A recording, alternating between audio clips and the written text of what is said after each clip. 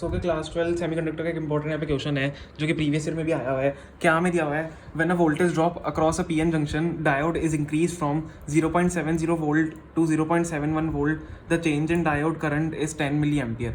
ठीक है, जब वोल्टेज ड्रॉप होता है across a PN junction, voltage drop increase होता है 0.70 वोल्ट टू 0.71 वोल्ट, तो एक डायोड में करंट चेंज होता है विच इज़ 10 मिली एम्पियर का करंट। ठीक है, चेंज हुआ है करंट का। What is the dynamic resistance of the diode. अब देखो हमें क्या करना है, रेजिस्टेंस निकालनी है और क्या निकालनी है, कौन सी रेजिस्टेंस, डायनेमिक रेजिस्टेंस।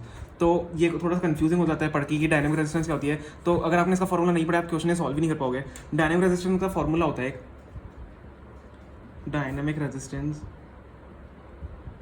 ठीक है, डायनेमिक रेजिस्टेंस का फॉर्मूला होता है, क्या होता है, जिसको हम आर से रिप्रेजेंट करते हैं। यहाँ पे आर ऐसे डी भी लिख सकते हो। ठीक है, स्मॉल आर लिख दिया और नीचे डी लिख दिया ताकि डायनेमिक रेजिस्टेंस हम रिप्रेजेंट करते हैं। Is equal to delta V upon delta I के बराबर होता है। मतलब change in voltage upon change in current होता है डायनेमिक रेजिस्टेंस। बहुत ज़्यादा इंपॉर्टेंट फॉर्मूला है, एमसीक्यूज में भी आप इसको यूज़ कर सकते हो अगर आपका क्वेश्चन आ गया तो। ठीक है, क्या है, R D is equal to delta V upon delta I हमें गिवन है। अब डायनेमिक रेजिस्टेंस हमें देखो यहाँ पे क्या दिया हुआ है, हमें चेंज इन वोल्टेज तो दिया हुआ है यहाँ पे। ठीक है, चेंज इन वोल्ट दिया हुआ है और हमें क्या दिया हुआ है, चेंज इन करंट भी दिया हुआ है। तो हमें दोनों चीज़ें दी हुई, हम डायरेक्ट इसको सॉल्व कर सकते हैं। Change in diode current is 10 milli ampere और वोल्टेज का चेंज हमें 0.70 वोल्ट से 0.71 वोल्ट तक दिया हुआ है। तो इसको कैसे सॉल्व करेंगे, देखो दोनों में चीज़ें दी हुई हैं, तो डेल्टा वी अपॉन डेल्टा ही डालना है। R D is equal to क्या हो जाएगा, अब डेल्टा वी कैसे करेंगे, एक चेंज इन करंट हो रहा है, तो चेंज इन करंट हमें कहाँ, इससे इस तक दिया हुआ है। 0.70 वोल्ट जो है वो किस में चेंज हुआ, 0.71 वोल्ट में। तो इनका डिफरेंस कितना हो जाएगा, 0.71 माइनस 0.70। ठीक है, difference of voltage, sorry voltage दी हुई है 0.70 वोल्ट टू 0.71 वोल्ट। तो 0.71 up minus 0.70 upon change in current तो मैं डायरेक्ट दिया हुआ है 10 मिली एम्पियर। अब मिली एम्पियर है, कुछ बच्चे अगर जिसको आता भी है फॉर्मूला तो क्या करते हैं, मैं इसको यहाँ पे 10 लिख देते हैं, यहाँ पे गलती हो जाती है। तो मिली क्या होता है, मिली हमारा क्या होता है, 10 टू पावर माइनस 3 होता है मिली, तो इंटू 10 टू माइनस 3 एम्पियर हो जाएगा।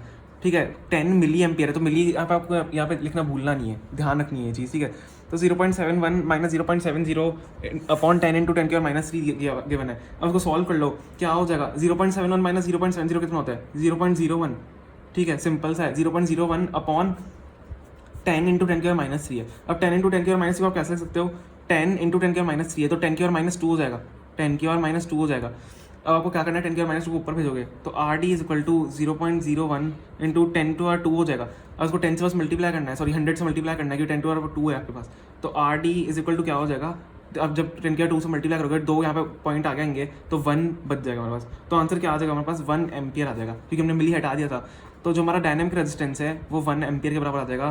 तो बहुत ईजी क्वेश्चन था, लेकिन मेनली हमें क्योंकि दोनों चीज़ें गिवन थी, ठीक है, इसलिए ईजी था क्वेश्चन। लेकिन आपको डायनेमिक रेजिस्टेंस का फॉर्मूला याद होना चाहिए, change in voltage upon change in current होता है। ठीक है, तो 1 एम्पियर इसका यहाँ पे फाइनल आंसर है।